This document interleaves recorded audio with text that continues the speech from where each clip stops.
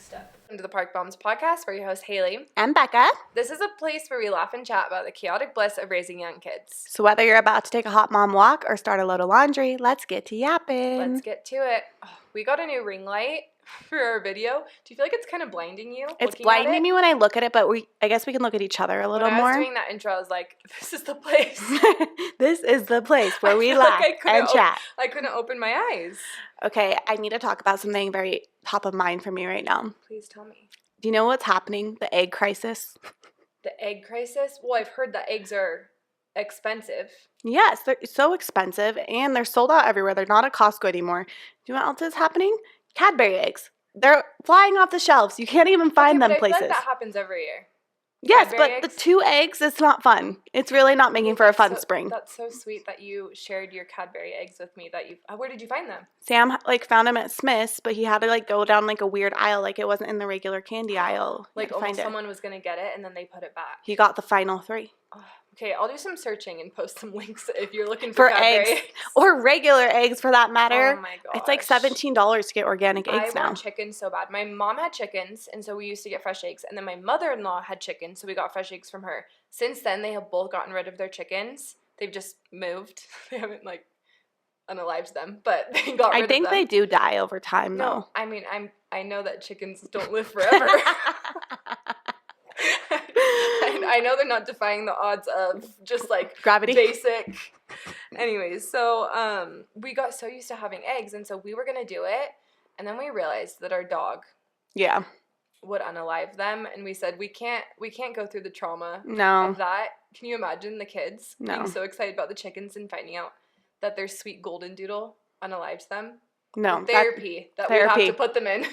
So if you have any tips on where to get great eggs, let us know. So we're just coming off of Valentine's. How did you celebrate your Valentine's? I know we talked about what you're going to do. Is that what you end up doing? Well, I have to say, you were my Valentine. Oh. Because you didn't even know. Because on Valentine's Day, was that Valentine's? I was by myself, and Becca brought me a drink and a treat on Valentine's night. Even though she should have just been worrying about herself and her Valentine's Day, I was solo parenting, and she trudged, is that a word? Mm-hmm. Through the snow to bring me a drink, and she brought cookie dough bites for my kids. But did you like them? I ate most of them. They're so good. So good. So I think if it's not obvious, we live in Utah and there's lots of drink places. Why would it be obvious?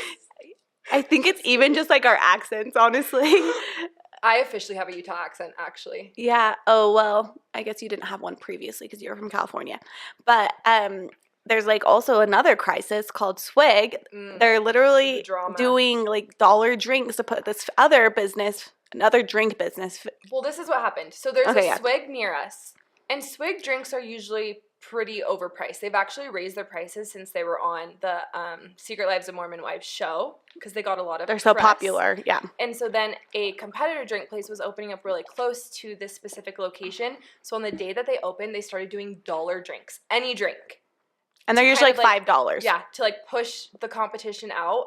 And I think it's working, but I've been almost every day this week because I can get all my kids, and it's not just oh, the dollar drinks? But yes. No, this is what I was going to say. When I went to get your Valentine's drink, the line, I'm not kidding, would probably have taken me at least 90 minutes. At Swig? Yes. So you went to So I went to Fizz, the alternative option, and it was great. Time is money, but time is money to me. When I'm not working, the days where I just have my kids, I'm looking for something to do. That line, my kids are strapped in. Yeah. I'm getting them a drink for $1. They're happy.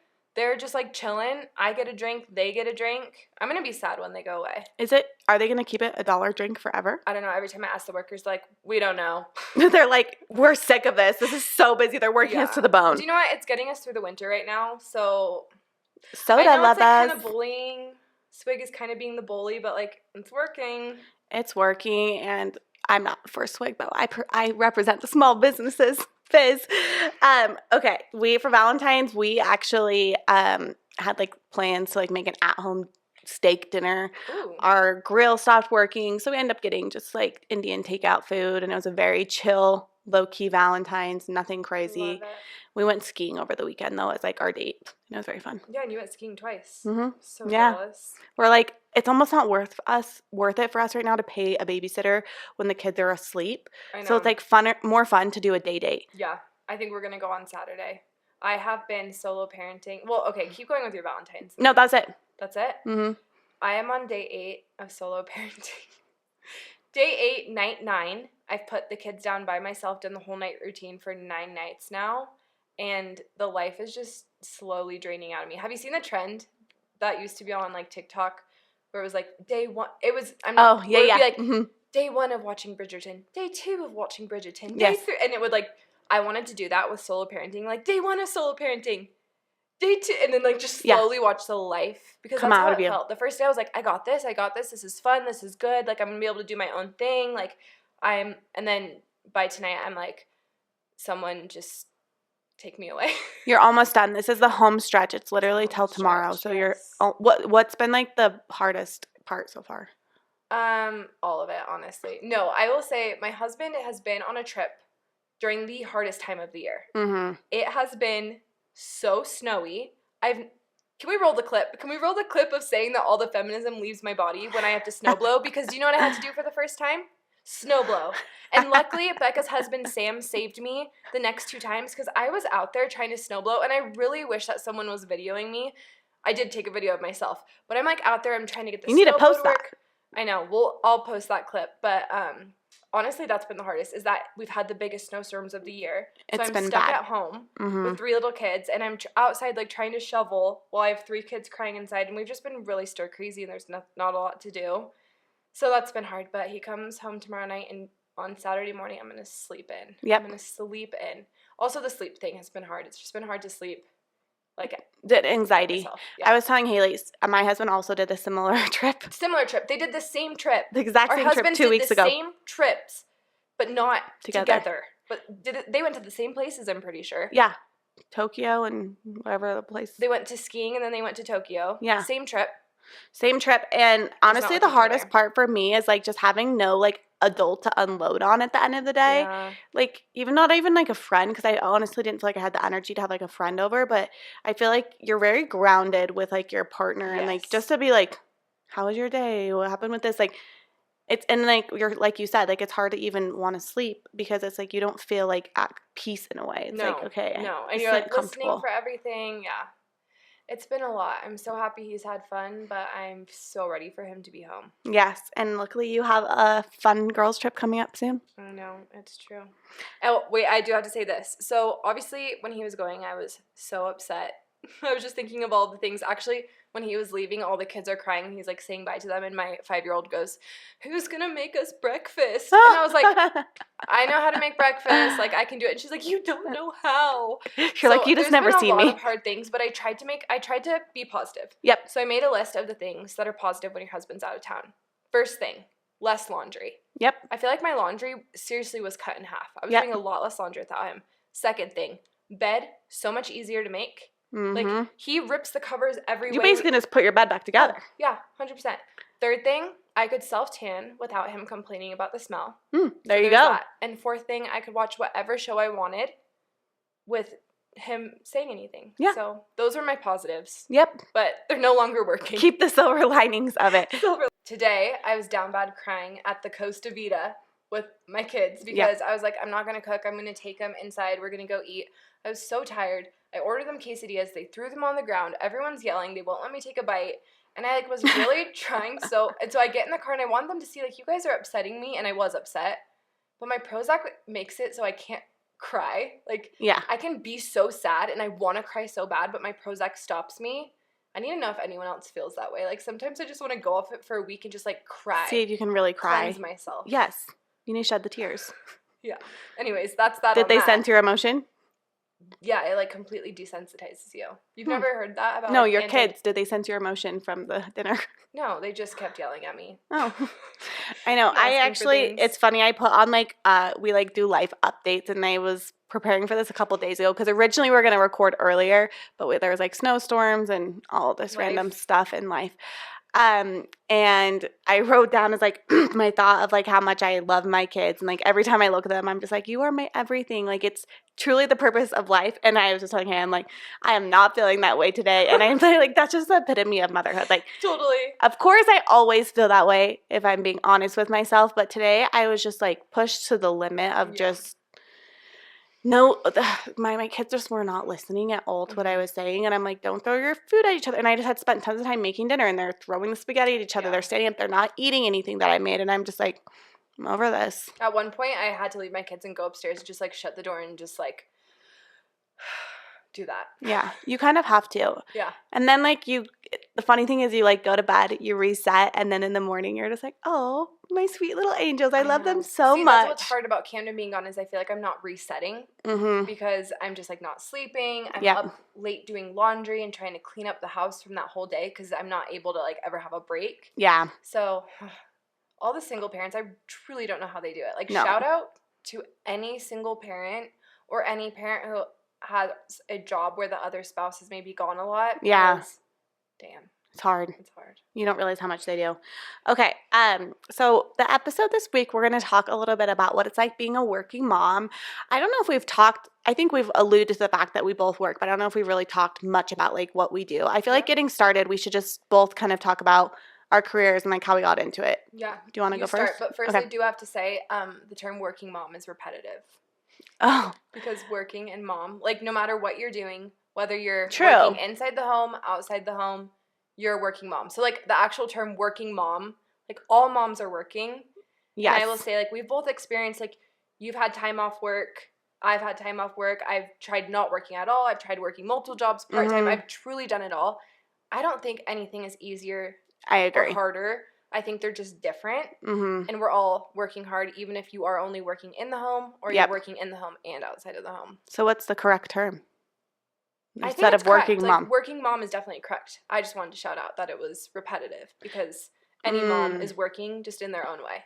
I completely agree, and I know we'll talk about this more, but I feel like any mom I've talked to, regardless of like if they're stay at home or they're working or they're doing a mixture of that, it doesn't like make your troubles really any different. Like it's just like it's hard and it's easy and it's just like all the things. And I think everyone feels overwhelmed by it a lot of times or feel a lot of joy from it. I think it's just like it's hard no matter what your position is for that. Okay, so tell us how you are a boss babe. Tell us about your job and what you do. Yeah. So I'm actually gonna boss babe. I'm actually gonna start back where I actually first got into my career because I never like thought in my mind, oh, I'm gonna be like this huge career woman, but I always was like a very motivated child. I was motivated in college. I like got scholarships, like just like very like driven by accomplishing things. And my first job was actually in event planning, and that's what I majored in. So like I don't even know if you know that, but yeah, I planned events. You did the color run. I worked at the color run, and then I like randomly got into sales, and it was at the time it was like back in like 2014 or 15, not popular and not popular for women, like at all. And so like the fact that I got into it for one, tech sales, it was like the beginning of tech sales, was just very random, like event planning to sales. And then also just like very different to have like be a female in that role. And like for my first several years, I was probably one of the only females on my team. Yeah, you were. Yeah, I was. And I actually started a group, Utah Women in Sales, with a friend of mine. And we did like meetups, and like there was actually a lot of women in sales and like getting into sales. So that was like a fun community growth. And like I feel like that's where I really started getting passionate about like women in the workplace. Yeah. Just because like I realized one, how impactful they were, and also just like how big of a community there were of people that were working in sales specifically. So did sales for quite a few years, and then randomly got into recruiting. I don't have to tell that whole story, but now I'm in recruiting.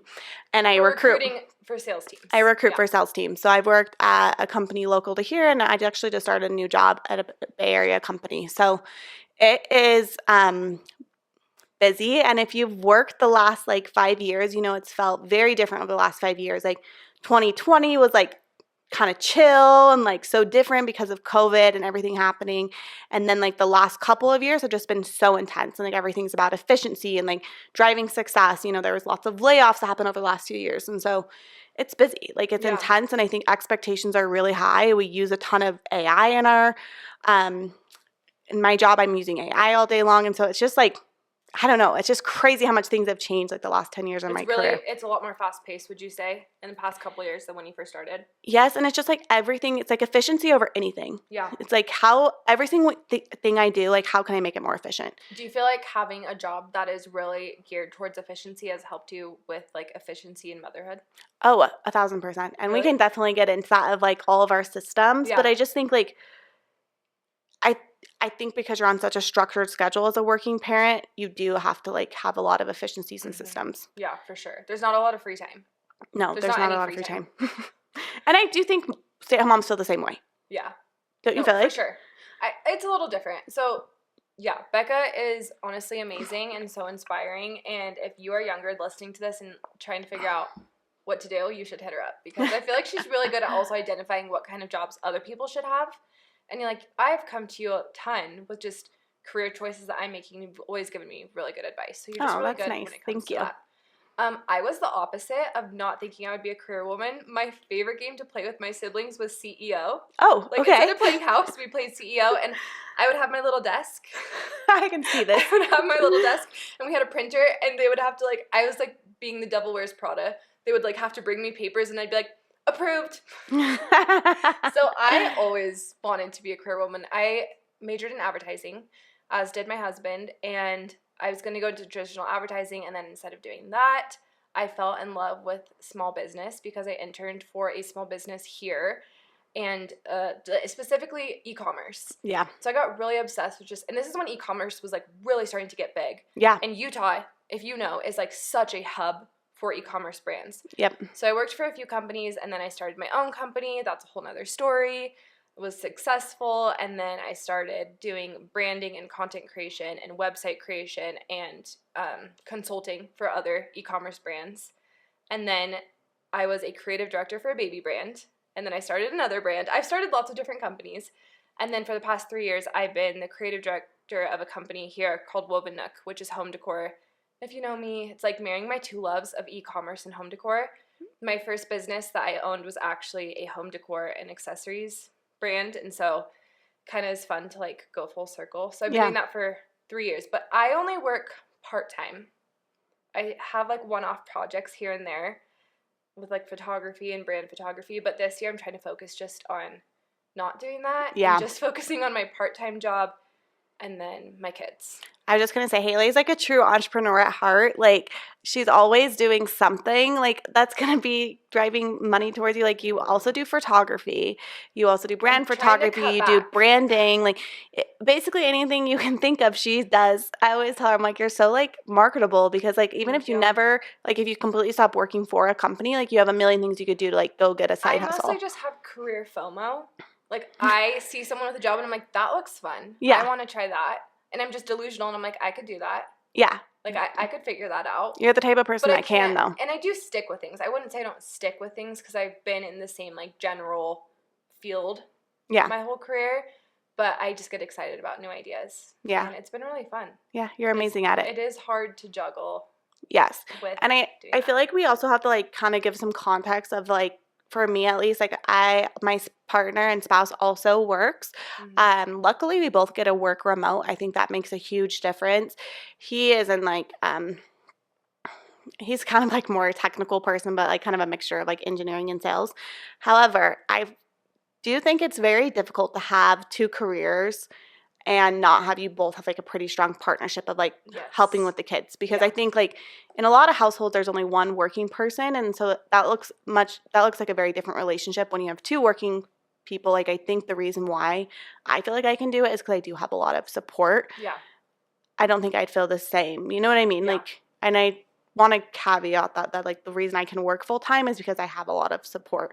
Like, we're like 50-50 on like the kids, and we also have a full-time nanny. But yeah, for sure. Well, and I want to say too, I've gone through like different areas of where I'm working a lot. I'm working part-time, and we were trying the more traditional thing. After I had my second, my husband was working a sales job, crazy hours, super stressful, and I was like, do you know what? He's making enough money. I don't need to work anymore, and I pulled back. And to be honest, I was miserable. Yeah. He was always working, which he didn't love. He felt like he was never seeing the kids, and I wasn't working, and I felt like I was losing that part of myself that I really honestly loved. Like, I'm a creative and I love being creative and I love business. And it was just so much harder than the mixture that I'm doing now. Yeah. It's just constantly being like, okay, what are we going to do today? Trying to plan things, trying to stay excited. Like, the stamina that you have to be fully a stay-at-home mom all the time is so draining. Mm-hmm. And so he was doing that. I was working. I wasn't working, and he was working a ton. And he actually lost his job. And it was the biggest blessing because he ended up getting a job where he makes less money, but he is so fulfilled. Works from home. He's so happy. And we just feel like we have this really good balance now of we're both able to be home with the kids, both working. He works less. I work part-time. And it just feels good for right now. Yeah. I don't know if that will change. And we're constantly having the conversation of like, okay, do we go out and make more money? Do we chase higher paying jobs? Or do we really put an emphasis right now on like that our kids are little and we want to be with them and we want to be together? And I will say like our marriage has gotten better and we're so blessed that we're able to like do that right now. There's like different things that we did and saved so that we could do this. But if your situation isn't working for you, like if you are a full stay-at-home mom like I was and you're not happy, don't be scared to switch it up. Yeah. Like I think we get so stuck sometimes in like our roles. But if like even my husband, he probably would have never quit. But even the night before he got fired, I was looking at him and he just looked so miserable. Like he was so stressed out all the time. And I looked at him and I was like, are you happy? And he's like, honestly, no. You do have to like work to live. And don't get us wrong, we do not have it all figured out. No. Like Haley and I are texting each other like most of the days being like, should we quit? Should we just be stay-at-home moms? And then like I was just on maternity leave and it was really, really nice just to have the time with the kids. And I do think I valued it a little bit more because I knew I was going back. And so I was like, oh, I can like really appreciate this. And I love just like the freedom of like that. And I honestly don't know. Like I think there is a day when I don't keep working. Yeah. But it's just like, it kind of goes back to, I talked to you about this a little bit, Haley, is like everyone kind of has a different belief system of like what's going to work for them. And like we grew up a certain way. We had certain stigmas of things we should or shouldn't do. And I think just whatever your situation is, like you know what's best for you. And yeah, it's going to look different for everybody. Yeah. And just try to like, don't be scared to change your situation, but also try to be happy with the situation that you're in. Yeah, the grass is definitely not always greener. Yes. Like it's not easier to be a working mom and it's not easier to be a stay-at-home mom. I think it's just like different hard. And it's different hard for different people, too. There's weeks where, actually, no, every single week I have to text Becca and she has to talk me off a ledge of quitting my job. And I have the greatest job. I love the people I work with. It's really awesome. But I have to be like, okay, tell me why I'm working again. Like, can you remind me? It's probably so annoying for you because you have to do it at least once a week to me. No, I feel the same way, though. It's just hard, too, because I think you feel a lot of guilt. Like, at the end of the day, like, I think stay-at-home moms also have mom guilt, so I'm not saying that they don't. But as a working mom, you feel like, is there more I could be doing? Could I be giving them more of my energy and my time and, like, be there for the moments, like, that I definitely miss out on? And so I think it's hard. Like, I definitely have that mom guilt, and that doesn't go away. Yeah, for sure. Okay, I do want to share a couple of stats that I thought were really interesting. Yeah. Because I would say, just talking to people, there are more moms working today in 2025 that thought they would be. Thought that they wouldn't be working. And so I thought that some of these stats were interesting. So this year, or in 2024, 70% of moms of babies and toddlers work outside of the home, which I thought was really interesting because... Yeah, that's a lot. 70% is pretty high. And I wish I had stats of like... I do know that's the highest that it's ever been. Yeah. So, and I think it's honestly cool. I mean, I don't know if this is full-time or part-time. Yeah. But my mom will even tell me sometimes, like, there's so many more opportunities for you to be working part-time, working remote. There's, like, because the way the internet is and because of e-commerce brands or tech companies, like, there's so much more we can do from the comfort of our homes. And we have a lot more opportunities. Yeah, I agree. And even, really cool. Influencing, like, a lot of women now, like, they'll do a side hustle, like, whether it's like influencing or affiliate marketing or all of that, it's also like very popular. Influencing is a mom-run, woman-run industry, and it's honestly really cool because it's so incredible. I'm always so impressed. Actually, I love that there's so many people out there doing that because it's a lot of work. It's hard.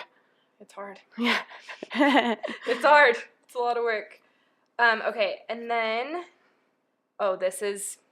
I don't even know if I want to open this can of worms, but we're gonna do it. Okay. this week, so I don't know when I'm pretty sure this was from Forbes. Okay. But it was reported that for the first time, childcare for 2 kids costs more than rent in all 50 states and more than the average mortgage in 45 states. Oh my gosh. It's expensive. It is expensive. And this is the biggest tip that someone told me that completely... I feel like I was just, I think it was you. Did you tell me this? I'm pretty sure because I was just going to say, is they 2 incomes? Yes. Okay. I'm going to let you share because I used to spiral when I would say I would put my salary and then I would put it next to how much we're spending on childcare and then I would do taxes and I would be like, great, so I paid to work. Like, that's super awesome. But then Becca told me this and it completely changed. Yeah, someone told me it early in my career and I thought it was really helpful. It's like you need to think of your household as like both incomes and childcare as an expense of both of you guys versus just like one because it isn't just one person's salary that's going to getting a nanny. Like you both are working and so that's why you need like a nanny or daycare or something. And so I feel like it's a lot better to look at it that way because then it doesn't feel like it's a waste of your time. It's like, no, this is valuable. Yeah. And I think as moms, too, we often put the cost of childcare on our jobs. I think it's just like, I don't know, something that society or just like something internally that we do. And I was doing that and it was making me really unhappy. And now when I think, okay, we're both working, we're both making money, and we're both paying for childcare, then it seems just a lot easier to justify that cost because it is expensive. And we have amazing nannies that we love. Yeah. They were actually sisters. Mine just got a new job, which like she's furthering her career. I'm so happy for her. But it was really fun because our nannies were sisters and they would get our kids together all the time. And they're amazing and they're worth every penny. Worth every penny. I completely agree. And I think like you have to have like people you trust and a good like system that your kids have, whether it's like daycare or a nanny, just because like that doesn't mean they're spending a majority of their time. Yeah. Okay, I do want to share this stat. Women are 3 times more likely than men to say that they are the default responder to unexpected childcare issues in their family. So I feel like there can be a lot of reasons for this. Like in my situation, I work part-time. So if something happens with childcare, I can make up my work at another time, whereas my husband works full-time. But if you're both working full-time, I really feel like the responsibility of childcare needs to be on both partners. Yeah. And I think I actually had a friend who talked to me about this, a coworker. She was just like, well, it's hard because like my child has a doctor's appointment. I'm going to be there. Like I think with that mom guilt, you don't want to miss out on like parent-teacher conference or a soccer game or a doctor's appointment. And so I think that's a lot of the reason is like you put that pressure on yourself to always make sure you're at those big things. And I don't think that's necessarily a bad thing, but I do agree that like it does seem to fall on the mom more. And it's almost like to me, I'm like employers should be more like empathetic towards it because honestly, most of the women I've worked with and a lot of working moms are some of the best employees there are. They're extremely efficient. They know how to like be scheduled. They're the CEO of their household and also like a CEO of their job. And so I think employees just need to like understand that because if only one person's working, of course, they're not going to have to go to the doctor's appointment because the stay-at-home parent can do that. You know what I mean? And so I think it's just like understanding like a mom doesn't want to miss those things. Yeah. Yeah. And then if you're the spouse, if you're the husband and your wife, like just support them. You know, I someone asked me the other day because we're now going to find a new nanny. I was like, I'm just a little stressed about going through the whole process of like finding another nanny. And they're like, why don't you make your husband do it? Like, yeah, I guess I could do that. But then I also was like, that might be kind of weird because we typically hire girls to have the dad be like DMing all these girls on Instagram or Facebook being like, do you want to be our nanny? I'm like, okay, yeah, no, I'll handle that part. But yeah, I see what you're saying though. We have a group text with us and our nanny so that when like, because we're a team. Yep. 3 of us are a team. Like that sounds weird, but we are all trying to take care of the kids, make sure that we can work as efficiently as possible, that the kids' needs are all taken care of. And so that's a really good way to get the husband involved if you are a working mom and you feel like you need him to pull his weight a little bit more and just like the communication aspect with the kids. Have a good little group text. Yeah, that's good advice. I like that. That's great. And it's always less awkward for the nanny too. I don't know why it feels weird to have like just text the dad. Oh. Do you remember like when you would grow up babysitting? Yes. And the dad would take you home. It literally was my worst nightmare. And they talk to you. I'm like, ugh. Yeah, like, I'm like, please, I'd rather walk home in the freezing cold than have you drive me home alone. It is like uncomfortable. Would you sit in the front seat or the back seat? Oh, I can't remember. I don't recall. But I feel like the back seat would be weird. Like you're like in an Uber. There was no Uber back then. That's true. Honestly, I would always just I lived in a small town, so I would just take my 4-wheeler places and drive it home at like late at night. Cool girl. I know, it was really cool. But I would never let Sam take home the babysitters. I'm like, unless I'm coming with him or I take him, because I'm like, that is just so I do think there's situations awkward. where they can be so comfortable with them though. Like, okay, my cousin is our nanny right now, and it's like Camden's her cousin. Well, she's my cousin, but Camden is family. It feels like family. But I'm always to my husband. I mean, my husband's like the least intimidating. I don't think he's very intimidating, but I'm always like, don't be scary. Don't be weird. And he's like, can I say hi? I'm like, yeah, that's it. Like, I'm like, don't press. He like wants to be like, how are you doing? He's just very friendly. Yeah. And I'm like, don't overdo it. Yeah. Like, be nice. Take a minute. He is very nice, but yeah, I remember that as a girl, so I'm always like very cognizant. It's just like weird. Like, I don't know why. You don't want to be friends with the dads. Yeah. Okay, we put an outsource. I want to know, because obviously you work a lot more than me, so I don't really outsource right now. I have like a few tips that make my week go easier, but what's your favorite thing that you outsource currently? Well, we talked about a nanny. Our nanny is amazing. We've had her for almost 5 years, so she's like basically family. Ever since I've been working with kids, I've had her. So one thing that she does that's so amazing is she just like cleans up before she leaves and like puts away the kids' toys. I'm like, I know that doesn't seem like a big deal, but it is something that like actually gives me so much peace of mind. Yeah. And also, she'll, like, help me do, like, some errands sometimes, like, drop something off at UPS or whatever, and, like, that helps a ton. So I think, like, having her, like, involved in some of the household duties, and I think it's fun for them, too, to, like, get out and go get, like, a drink or something. Mm-hmm. But obviously, we've also, like, had a cleaner come. We don't do it all the time just because it's very expensive, but, like, maybe once a month we'll do that. You know that I do Newly. I feel like that's something that's, like, helps me, like, feel more put together and not have to, like, go shopping. I'll do, like, grocery delivery instead of, like, going in person. What else do I do? I love grocery delivery. It's and nice. You really do have to have these systems. I feel like when you're a stay-at-home mom and you're not working, your work is these systems. It's cleaning the house. It's ordering the groceries. It's meal planning. It's meal prepping. And when you work, you do have a little bit more freedom to be like, okay, I'm working, so I'm going to pay someone to do that. Yep. I remember your friend Olivia Beth. Oh, yeah. Was on a podcast once, and this really resonated with me. She was like, I had to start outsourcing, and she just gave some really good tips of, like, what could you do? Yeah, like, what is my time worth? And she's like, I'm not saying my time's worth more than someone else's, but is it really worth it? Like, should I pay the extra $10 to have the delivery? 100%. Yep. And so that's hard for me because I'm so cheap sometimes, but having that, I just started paying for Walmart delivery. Oh my gosh, it has changed my life. I also feel like you can save doing delivery too. Yes. It's $12 a month. I feel like I have a personal assistant. Probably, I can't remember if I shared this on the podcast. I probably did. But a few weeks ago, I had, what's it called? ChatGPT. Write my whole meal amazing. list.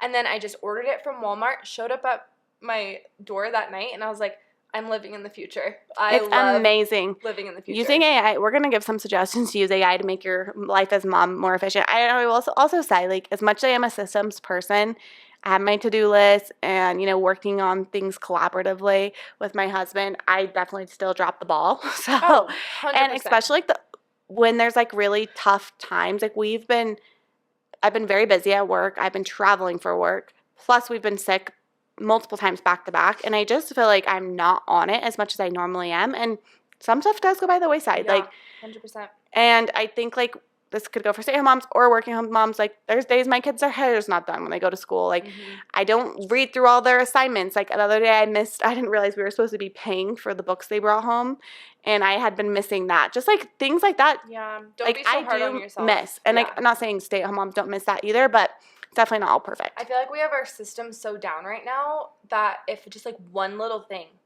goes off, the whole thing spirals. It all just spirals and breaks. Like my husband being out of town, I've just been like, I just want to get back to like our organization and systems. A big thing that we do is just like Sunday, we are planning the week out. That's smart. We're planning the meals. Yep. I have to give a shout out to another podcast that's local, is Kindred Conversations launched a weekly planner. It's so cute. And it was in my cart for so long, but I'm obsessed with it because I sit down at the beginning of the week. I plan what workout classes we're going to. I plan what days I'm working, what babysitters we have, what events we have. Like, my husband and I just talk throughout the entire week, and we also have so many shared notes. Yep. We have a shared note of grocery lists, and it says, like, Target, Trader Joe's, Costco, and it has, whenever one of us thinks of something, we add it straight to the list. So smart. We order all of our groceries Sunday night. We meal plan. Like, we sit down for probably 45 minutes every Sunday night and be like, okay, what do you have going on this week? Yeah. And even though we do it Sunday night, we also do it the night before and be like, okay, what do you have going on tomorrow? Do you guys go through your budget too? Because I kind of want to do that, like all the transactions from the week. I just don't want to start off the week depressed. Yeah, it is hard, but it's also kind of motivating of like, okay, let's go hard this week. I know. I texted my husband when he was gone. I texted Camden while he was gone, and I was like, can we please go over budget? Because every dollar I spend, I'm like, am I supposed to be doing this? I'm just like going off vibes, and it's not good. Yeah, the vibes is always spending. Yeah. I do think a lot about like prioritization as a working mom. I think for me, something I like try to do is just make sure I really do like the little things. An example of this is when I'm not working, I really try to have like quality time with my kids. Like, and it's not always easy, but I think like just taking them to do something or sitting down and playing with them, getting on their level, like I have to make that a big priority for me. And like if sometimes work goes by the wayside in order for me to like go to a parent-teacher conference or, you know, it's my son's birthday tomorrow, I'm taking off work. Like that is important to me. I'm never going to drop that. Like for me, family is always number one, work comes second, and that's how I'll always be. And like I'm still going to be a really great worker, but it's not ever going to come number one for me. And so do you ever have days where you feel like you do have to put work first though? Oh, for sure. Like it's all a balancing act, and like it's never perfect. But, like, overall, I want to feel like I'm, like, not missing on things. Like, otherwise, it's not worth it to me. I'm, like, it's not worth it for me to work if I'm going to miss out on, like, my kids' lives. 100%.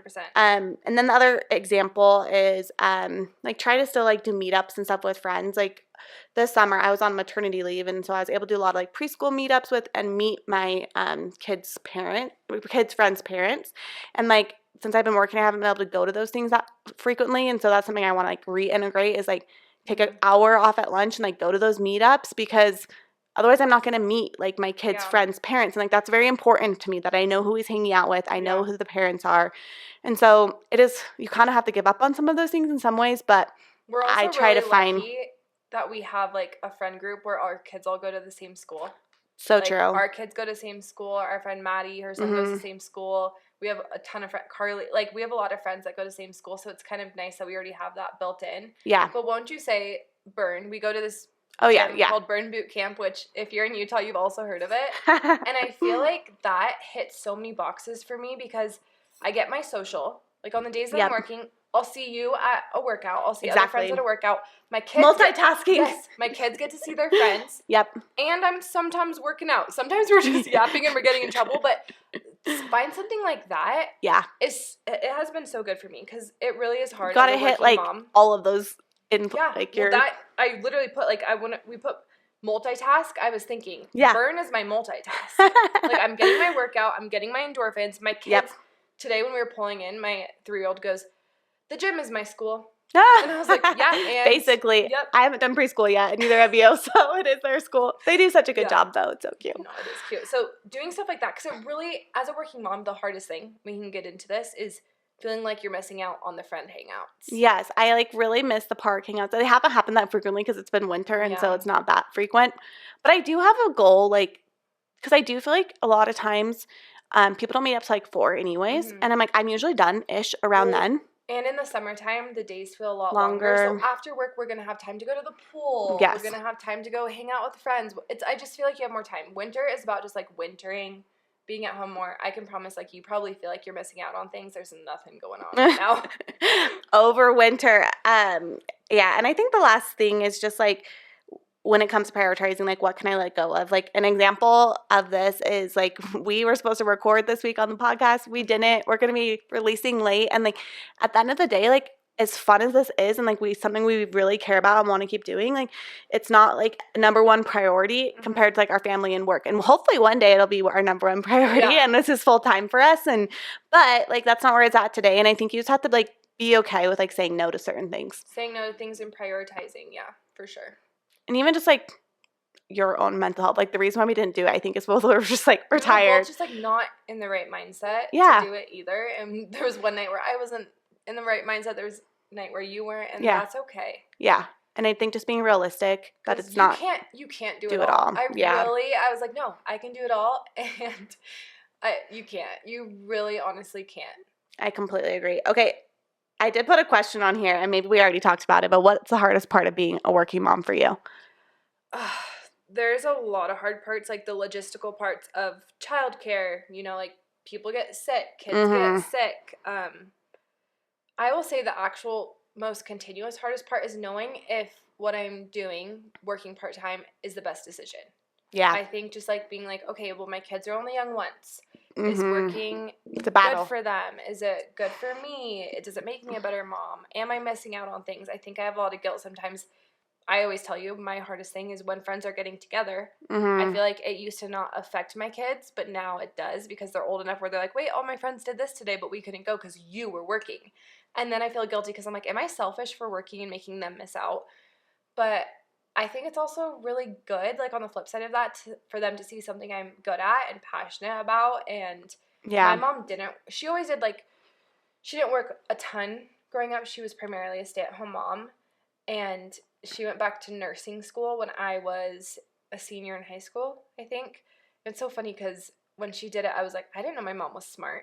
Yeah. That sounds so terrible. But I remember being a bratty senior in high school, seeing her do some math that I could have never done. And I was like, oh, my mom is smart. I had the realization. And so I think it's good for them to see that I'm good at something, but I do just constantly, I'm like, am I making the right decision? Yeah. And it is a battle. Is it selfish that I'm working because I do love what I do? Should I be doing this? Am I going to look back in 10 years and regret working? And so I'd say that's the hardest part. Yeah. What about you? Do you feel like that's the flip side, the best part too? Yes. Yeah. Yeah, for sure. Just that you do get the opportunity to be good at things and show your skills and make an impact, it's financial success. Yeah, it's the hardest part, but I also do think it's a good example. And I'm not saying that you're not a good example if you're not working, but I do think that my kids will take something from it, and I'm the kind of personality where I think I'm happier when I'm working. I think if work didn't make me happier, it would be a different conversation. Yeah. But just those constant check-ins of being like, okay, is this still worth it? Yeah. And I do think regardless if you work or not, I think it is good for your kids to see that you have things you're passionate about, whether it's work or it's something else. I think for me too, I get anxiety no matter what. And so sometimes it's nice that my anxiety is work related versus when I'm not working, I realize it's really focused on my kids and kind of crazy anxiety, are they going to run into the road and get hit by a car today type of the conversations I have in my head. And so it's sometimes nice to have my stresses kind of be more around that. And be able to leave it more at work. Leave it more at work. That's a really good point. But you didn't say what the hardest part is. I feel similarly that it's just is this where I'm spending so much time and energy on this for what? Sometimes I feel that way. However, I feel the same too. It's a great use of my brain. I've been able to see a lot of success. I've made big accomplishments. I've helped a lot of people as well.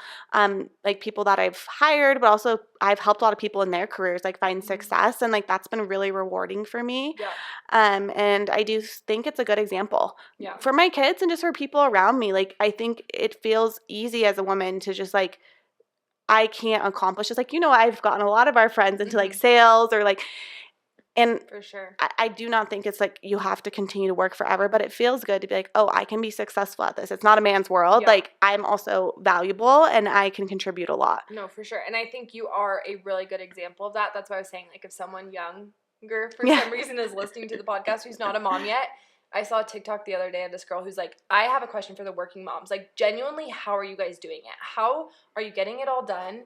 And we're not, no. I commented. I was we have a podcast episode coming out on this. Oh, yeah.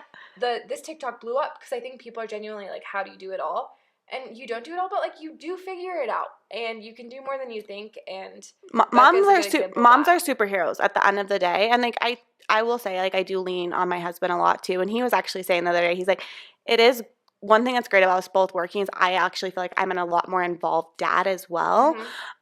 Because he's I'd probably be working a lot longer and later hours without us both working. And so that dynamic works amazing for some people. And exactly. That's the dynamic that they love. I really think we were kind of raised in a society where it was very much the dad works and the mom doesn't. Yeah. And we're doing it differently. And I think I would have been, and I was so unhappy when we followed those dynamics. But I have friends who have those dynamics and they're absolutely thriving. Yes. So it really just is a personality thing. And I think you and your partner just really have to figure out, like, hey, what does this look like? Yeah. And if you're not happy, again, be willing to maybe pivot. Yeah, and like that could be into actually working, or it could also just be like finding where you're passionate. And I love to see a little side hustle happening. Like it's so impressive. Like we all can do. It doesn't even have to be to make money, but like I think just doing things that make us happy. And like actually, I was just talking to my mom about this the other day. Like she does not need to work. But like she doesn't have like something that's her own, and she's just taking care of everyone else. And so she's like trying to find little hobbies that like are her own. And I think it's good to have things that you're passionate about. It doesn't have to be for an income, but just like something that maybe it's like painting or that's creative, just something that like feels like you can accomplish things and it's for you. Yeah. So we wanted to do an episode on this because it actually is a big part of our lives. It's just we do work, and like it does take a lot of our time. And I think the moral of the story is like it does not matter if you work or you don't work. Like it's just, you know, finding things that are going to help you feel fulfilled. And then like hopefully we can give some tips that like can help you be successful if you are working, because it is hard. Yeah. And you kind of need those systems to be successful. Yeah. And it's also okay to have like breakdowns. Yep. Every once in a while and be like, every oh my day. Gosh, this is my like classic breakdown line is like, it's just too much. Yeah. Like my husband, I'll be like, it's just too much. Like this. And like, that's okay. Just go to sleep and like see how tomorrow goes. Yes. And it's hard like to prioritize your needs too. And I don't think that stay-at-home moms feel differently about that though. Like I think that we're all in the same boat. No, like I said, so I will joke all the time when people are like, oh my gosh, you work and you're a mom. Like that's crazy. I'm like, no, I work so I can go down to my office. Yeah. Put my headphones on. It's a break in some ways. And like, yeah, I used to tell myself, like, oh, I work because it's a break. And I'm like, I need to stop saying that because it really is still work. It's a change of pace. That's what you should say. It's a change of pace. It's something that just, like, breaks up your day. Yep. And, yeah. Anyways, we're going to go into Okay. Now that that's wrapped up, we're going to go into park talk. And we have 3 quick submissions. So I'm going to read them. Are you ready? Yep. We'll go through these fairly quickly. Okay. How to navigate in-laws that only want you to come visit them at their house and otherwise make zero effort to interact with your kids or family. Your kids or come and visit your family at your house. I have something to say about this. Okay, you go first. I used to kind of be like, oh, like my family, we mostly go to my parents' house. I used to be like, oh, it's probably an hour drive. I'm like, it's so long. And then my in-laws live 30 minutes away. And I'm like, it's so long. Can't they just come here? Do you know what's great? They make a mess at their house? Yes. They can go make a mess somewhere else. Do you know my favorite thing to do before we go to the in-laws' house or my parents' house is we clean the house and then we leave and then we come home to a clean house, like if we go over there for dinner. So I know it's not really solving your problem, but maybe look at the bright side. Yeah, I almost feel like, too, this comment may be stemming from, like, you want them to make an effort, and I get that. Like, I think, like, it's true. I think it's not even about whose house it's at. It's, like, you want to feel like the grandparents, like, are making an effort to come and see and love your child. And I think at the end of the day, there's people that are going to do that, like, whether it's your siblings or neighbors or friends, like, and let those people who, like, naturally love your child, like, make that effort. And, like, if they're not willing to come to your house, like, it's, like, kind of their loss in a way, you know what I mean? And I think for me, it's very important for my kids to be close to my grandparents. So for me, I'd be willing to make the drive and, like, you know, let them be at their house. But not all the time, you know what I mean? You'd have to do what works best for you. And, like, there's other people that they can, like, build that relationship with that are, like, willing to put in the effort. Yeah. Also, I don't know if you've already done this, but plan things at your house. Like, maybe they're the ones always inviting you over. Not saying that you're in the wrong at all. I'm just saying maybe they're the ones like, hey, come do family dinner at our house. Yep. But maybe just be like, hey, we're doing Taco Tuesday at our house. You know, try to kind of, like, flip it a little bit and just, like, drop hints that you would love for them to come to your house. Because I also get it if you have, like, kids that are napping. It's easier for them to come to your house in a way. But maybe just tell them that. Like, or have your husband tell them if you don't feel comfortable doing that. Was it specifically in-laws? Yeah. Yeah, I was going to say, like, I also think you could just ask, like, a lot of times maybe they don't know if, like, feel comfortable being like, hey, can we come to your house?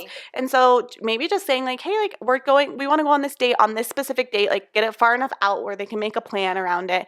Would you be willing to come, like, watch the kids or come to our house? And I think, like, that's probably the best way is like asking directly. And even like it's kind of nerve-wracking if you're the in-law, but who cares? That's why you make your husband do it. Yeah. Or you can do it. Like I almost like to be like if someone was reaching out to me and I was the mother-in-law, I'd be like, oh, that's sweet. Like I can tell she wants me to be out with the kids, you know?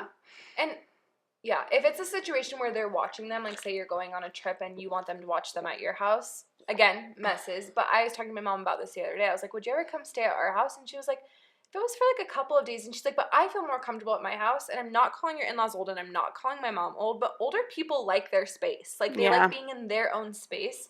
So maybe just give them the benefit of the doubt a little bit. It's also hard with this because we don't have a ton of context of like how far their in-laws live. But I don't know. Try those little things and let us know if it works. Yeah. Okay, the next one says, how the hell are you getting out of the house solo with 3 kids and not having anxiety attacks? Systems. Oh, I do have anxiety attacks. I do have anxiety, but I do think how I am getting out of the house, it's truly systems. Like having everything in a diaper caddy, snacks, drinks, water bottles, diapers, wipes, extra change of clothes. So I'm not packing that every day because that's one of the hardest parts of getting out. The more you do it, the easier it gets. The more you do it, the easier it gets. And like also you kind of like don't care so much about certain things. Like maybe their hair's not done. Maybe they just peed and you're not going to change their wet diaper and you'll change when you get home. Yeah. You know what I mean? I think just like you get, used to it and then it's a little easier. Yeah. I feel like doing it when they're young too. Like I remember after I had my 3rd, I was like, I just need to get them all out of the house to prove to myself that I can do it. Mm-hmm. And I just took them, I got them all in the car and I took them down to a park down the street that like we had to drive to. And I felt so accomplished. I was like, I did it. I took all 3 kids out of the house and we all survived. And just having that little confidence boost that I did it helped me keep doing it. That makes sense. It's really hard though. There's days that I was like, oh my gosh, why did I get them out of the house? That was really bad. Or there's days where I'm at Target and they're all screaming and I'm like, why didn't we just stay home? And then there's days where we're out and I'm like, this is great. This is awesome. So it's not, we're going to be like perfect days all the time, but I do think don't let one bad day taint you because sometimes they can be a lot easier a different day. Yeah. And like the hardest part is actually getting out the door. And it is very hard. Like another like tactical tip is I'll go buckle everybody and then like go in and grab all the extra stuff. I do that too. Because then I know they're safe, they're buckled, they're, waiting. It's obviously if it's like freezing cold, I'll like turn the car on or whatever. Like I make sure they're safe and everything. But like so I buckle them and then I go inside and I do my full skincare routine. That I don't have. I know. You don't have a skincare routine. Can we talk about how you're so lucky? I put sunscreen on. Oh my gosh, I can't. I have face wash in my shower. I can't. I have like a 10-step routine and I'm still breaking out. You don't have a single breakout and you don't need to wear makeup. I actually do have a zit right here. No, I don't believe you. Okay, this last one's funny. It says, how do y'all organize all these little baby pants? I had them in a bucket on the changing table, but now it's overflowing. And what the heck with all these toys people give that I didn't ask for? Thankful, but dang, I ain't got no room. I'll do the toys one because I actually have good advice. Okay. I honestly just tell people not to get me those toys. I'm like, the people that I feel comfortable with, I'll just tell them, like, I am trying to do a more Montessori style toys or something like that. So like, please do like books or like, especially like grandparents and stuff because I feel like they're easier to. Do you feel like that still works though with your kids getting older? Because I feel like that worked when my kids were little, but now that my kids have needs and wants and they tell their grandparents like, I want this. I don't know if my kids are quite there yet. Like, I think they have like ideas of things they want, but if it's like little trinkety toys, I'll just let them play with it for a little bit and then it's gone. I go through my situation. I go through toys like birthdays, Christmases, and like they have to take like a good percentage of them and we donate them. Just we get too many, like, and we get a car every time we go to Smith's or whatever, and it just ends up being way too much. And for your own sanity, another like easy system as well is like put some bins and put them away. So like just don't have all the toys out at once and rotate your toys out because then they get new toys to play with and then you're not picking up. My kids love to dump the toys for whatever reason. And so I like don't like having a million toys and then just all get dumped. So we just redid our playroom and we got rid of probably 95% of our toys. And I have bins that are labeled and they're Barbies, cars, little action figures, and then there's one other thing, dress-ups. Yeah. If they don't fit into those bins, they're probably not going to last. I will say, my 5-year-old has very specific, she loves cats. What? She loves fairies. I have not heard of any of this. What? No, she loves cats and she fairies. So random. I hate cats. I literally hate cats. Do you love fairies? I'm indifferent about fairies. But my mother-in-law, I love you so much if you listen to this, but she got Elsie like a cat that meows and sings and purrs and vibrates for her birthday last week. Oh, that is really nice. It's so nice. And that's the thing is I feel like I used to be able to tell people like, hey, like I don't really like those kind of toys. But now that my daughter Elsie is older, I feel like she's asking for the cat. She asks for that kind of stuff and she's obsessed. So like, yes, tell them not to get it, but I also feel like it's so fun for a grandma to like get something that the mom would never get. I would never buy something like that. Yeah, that's a good point. Like, I feel like sometimes you kind of have to let go a little bit. Agreed. Yeah. And, like, so she keeps a couple. Do you like the cat now? No. Do I like it? She was at our friend Maddie's house. Sounds entertaining. No, she was at our friend Maddie's house and she's like, this cat is hilarious. And I'm like, the amount of times I've almost thrown that out the window. Oh, did she bring it for show and tell? Oh, she brought it for show and tell. She brings it everywhere. Like, all of a sudden we're in the car and I hear this like, meow, meow, meow, meow, meow. I'm like, I can't. But do you know what? It's better than a real cat. Yeah, it's better than real cat. It's better than tablet. Baby pants. I also do the bucket system with baby pants. I get little organizers and I don't fold them. Mm-hmm. Just throw them in. I just throw them in. I fold their clothes when they get older, which honestly I probably shouldn't do because they just mess it up anyway. And I tried the system. You know, like my OCD is, and when I say OCD, I have like clinical OCD. I'm not just like, oh, it's OCD. I have to have it a certain way. I like have been treated for it most of my life. But what was I going with that? Oh, I tried the system where we don't fold kids' clothes. I like saw on TikTok like this girl was like, I save so much time as a mom not folding clothes. Did it work? I tried it for one day and I had a full mental breakdown. Because I just like took the clean clothes, put them in their drawers, and I was like, I can't do it. And my husband was like, that was amazing. We didn't have to fold laundry. And I was like, I can't do it. I feel like it would only work for me if I had enough drawer space because I would want everything like separate. Yeah. Like I wouldn't want like anything in the same drawer, and I just don't feel like I have enough space for that. The baby pants. Look up I actually don't TikTok videos. Those if I can't fall asleep, I look up folding or organizing videos. Look up how to fold baby pants on TikTok. Boring. I actually do love cleaning videos. But I don't like baby pants, by the way. This is what I was going to say.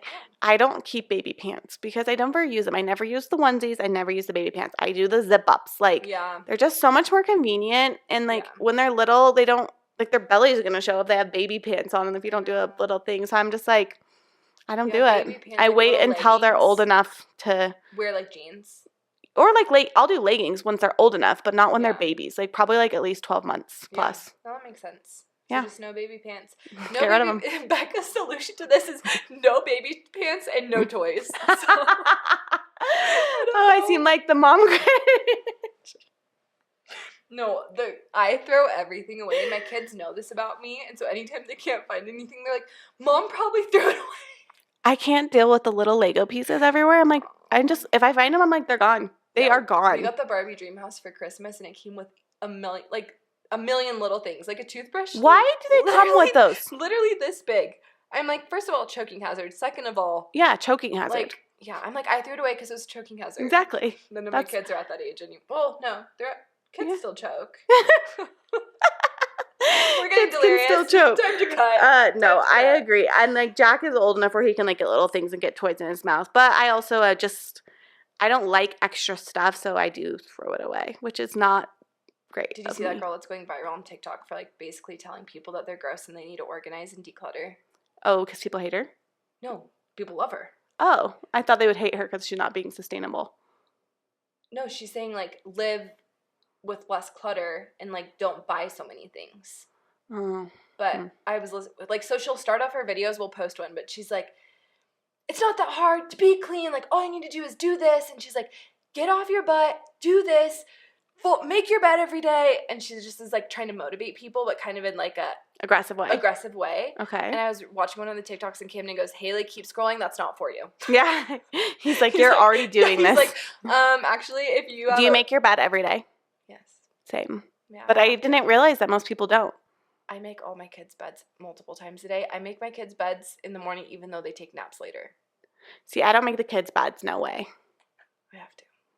Like, also, my kids don't sleep in, like, a blanket folded up on them like this. Like, they're not, like, sleeping like a normal adult does. They, like, lay all over the bed. I know. I tuck in my kids' duvets every single day. It's okay, I'm guys. crazy, and she's a whole nother level of crazy. Listen, BetterHelp, if you want to sponsor us. Yeah. We're working on it, okay? Okay. Well, see you guys. Have a great night. Bye, guys. Peace and love. Peace and love. Peace, love, and blessings. Yep. Can't believe it's already 10.